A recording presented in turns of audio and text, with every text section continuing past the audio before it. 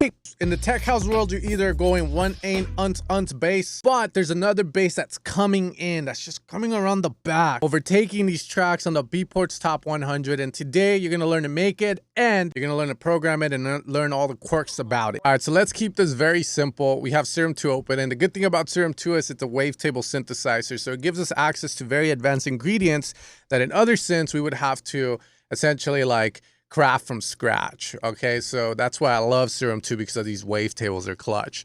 So what I want you to do is you're going to click here to go to the ingredients list. We're going to go digital, and I want you to go to harmonic, morph, harmonic, sub, subtle, or harmonic series. You can also use other variations here, like add second, thirds, fourths, but I want you to start with this if this is like your first speed garage bass that we're going to be making. From there, the reason I like this, guys, because as we morph from left to right,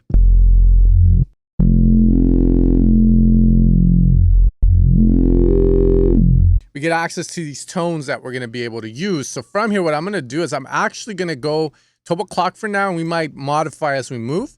From there, I'm going to hold Alt and move oscillator B here as well. And now when we play these together, they're going to add up, and it's going to distort in a pretty bad way. But now the key is this fine here. This is going to be the pitch of the sound where it's in between, right? In between whether I'm singing in key, or I'm not. But that's the key, because I'm going to add this at 30. And I'm going to add this at minus 30.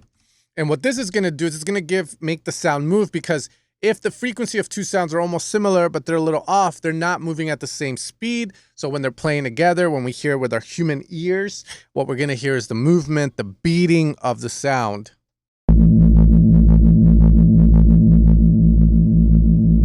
And all right, we already sound fucking great. Now, pro tip here, we don't want to use this as the bass, because since both sounds are playing, the reason we can hear the movement is, again, both sounds are moving at different speeds, but also they are canceling out, creating that beating feeling of like, wow, wow. And if you don't want the bass at the club to go like, wow, wow, because, you know, I don't know how the females might dance to that, or the males, then what I want you to do now, and this is an advanced step here for you, Mo, because I love you, bro. We're going to go process all. We're going to remove fundamental.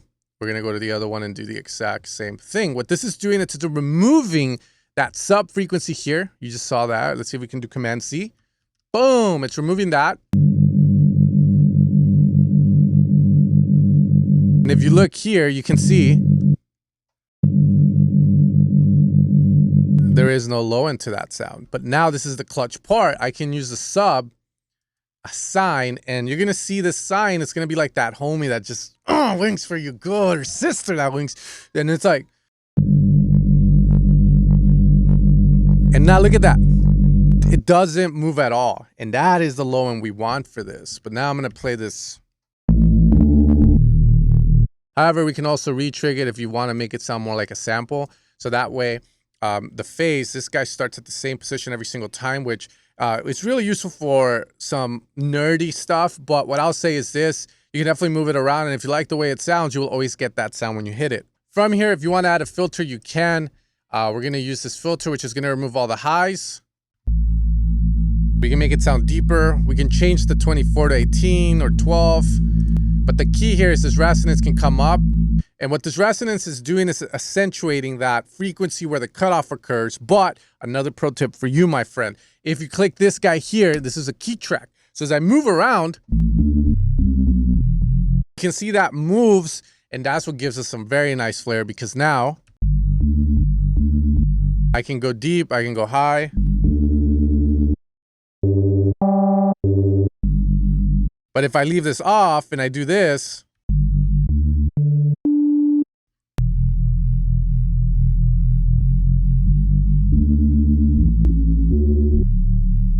you can go backwards for deeper, but play around with it, right? This is your little pocket. This is your moment to just move stuff around. This is how you learn, baby. So I've made a pack for you guys, and this is one of the demos I did for it, where I have all the drum loops set. What I do recommend is if you're going to write a bass line, my dudes, set the theme right. You know, it's like when you go out to the club, to the bar, and you look good, you look fresh, you smell good. You know you're going to kill it tonight, right? That feeling you get. Same thing in production. I feel like if you start writing to, I'm just going to write the bass without any wingman, without any environment, without any setup, then sadly, you're going to kind of think everything you make sounds like poo-poo. Everything doesn't sound proper. So I always recommend try and get the drums, the kick sounding proper.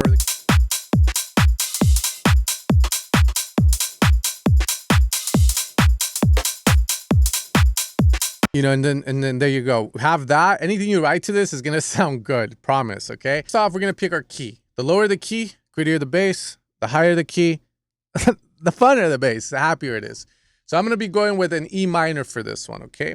Now the first thing I want you to focus on is the rhythm of the bass. I don't want you thinking like, okay, I pick this and the next note and all this, because you're gonna overwhelm yourself. Okay. Or at least I overwhelm myself. What I like to do is I focus on the rhythm first. If the rhythm makes my head bop, then I know that a melody I add will accentuate it further, and that's the recipe for banger central. So from there, next important thing is the length of the notes. Do not be lazy, be intentional with it. So what I mean by that is if I know I want something groovy and I'm gonna hit a next note here, does the note need to be held out that long or does it not? Now, another thing I want to add here is because we didn't really play around with this envelope, right? The reason for that is because a lot of these artists, they'll use like bass one shots, which have its pros, but I feel there's more cons to it than pros. You want it to feel that way. However, if you wanted to add a bit of groove, you can lower the sustain, decay like so. That way you feel the volume reducing because this controls the volume, and the way you see it going from high to low, it's just the volume going down, which gives us a feeling of All right, so we have that.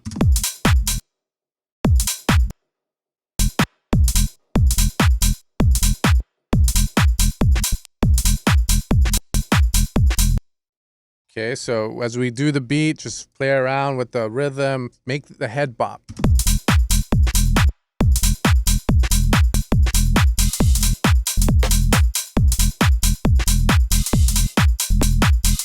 So let's play with the lengths now.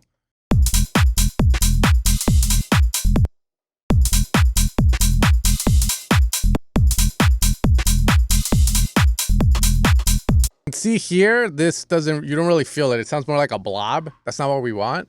So we're just going to reduce a bit here. Move this guy left a bit. There we go.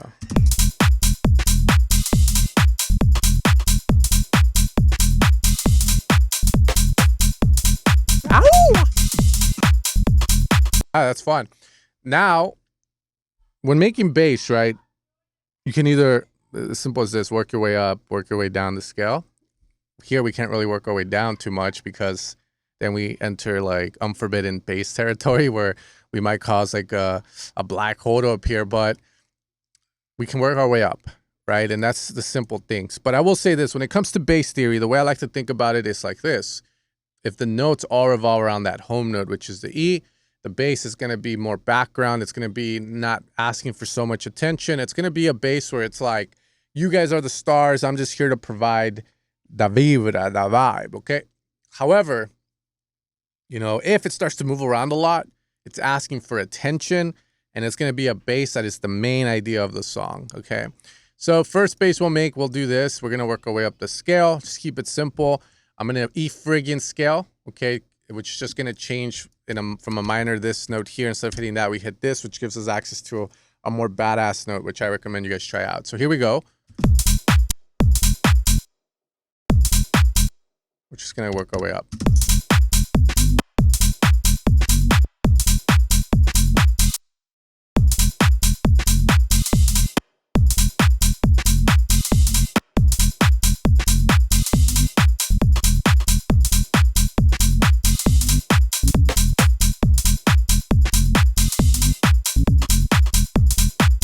And then I'm going to come down here.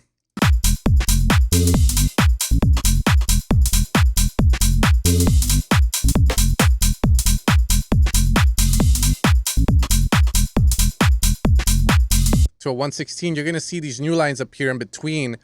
And this new formation here is when I say 116, that's what I'm talking about. So if I want to add some swing to this, I can move this guy a little to the right. That lands on the 16th, which is really going to make it pop.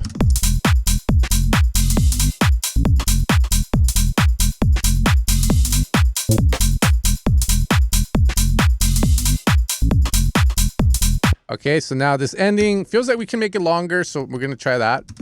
Now in Ableton, you have this MPE knob. I'm going to show you guys something even further that you can do to spice stuff up. For example, on this one, I can have it go from up to down.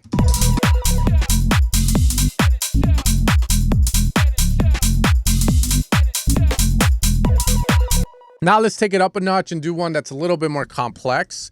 For this one, we're actually going to go 4 bars in total and see if we can have even more variation to it so that it sounds like a proper speed garagey style of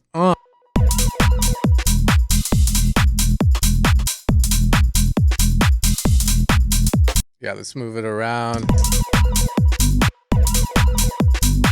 Let's switch to a harmonic minor now. This is another very popular scale that you can use to get a different vibe than everyone else, and it's a little darker. I'm feeling another hit here.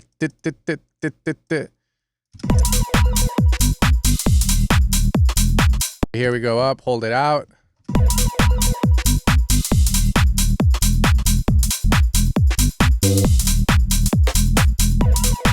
Now let's do a little bit more of the iconic speed garage stuff. So for instance, if I do hits like this, you can always have this one go up an octave like so, which will give you that doo-doo-doo-doo, right? So now we can kind of like start to go doo-doo.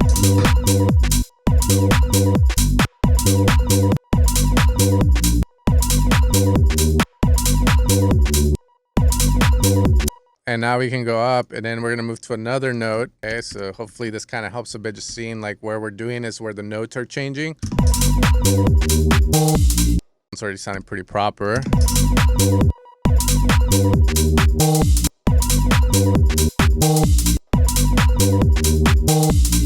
Also, let's add a heavier sidechain to it so it pumps more.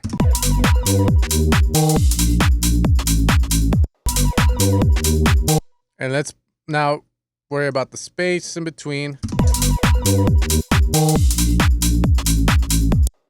You can have it sustain out if you feel you want that sustain. Nothing wrong with it. But again, if you're trying to groove, then you want a little change.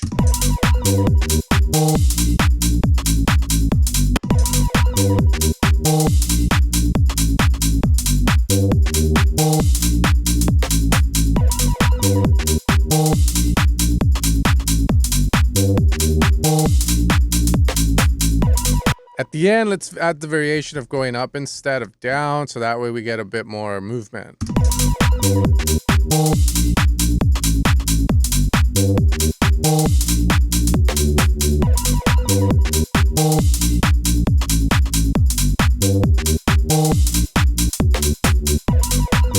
You can see in this scenario, giving more space kind of kills the vibe, right? So let's make it touch a little more.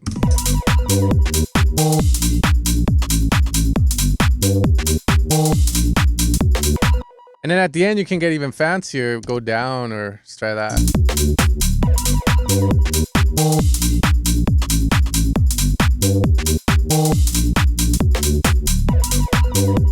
Now, this is a very classic bass, and I hope that you guys can use it in a production. What I forgot to mention at the end was the BPM range that this bass is usually used at, which I'm going to say it really shines well at 130 to 138 BPM, because as you saw, the faster it gets, you can do those big jumps and it just sounds great. Now, if you guys enjoyed any of the sounds you heard in this video, the drums, you can find all of these sounds over at evilsounds.com. I've released a UKG pack with Speed Garage DNA that you guys can use to make this style of music. With that being said, fam, if you want to continue your knowledge forward with this stuff, sure, check out this video here. And keep it speedy, my friends.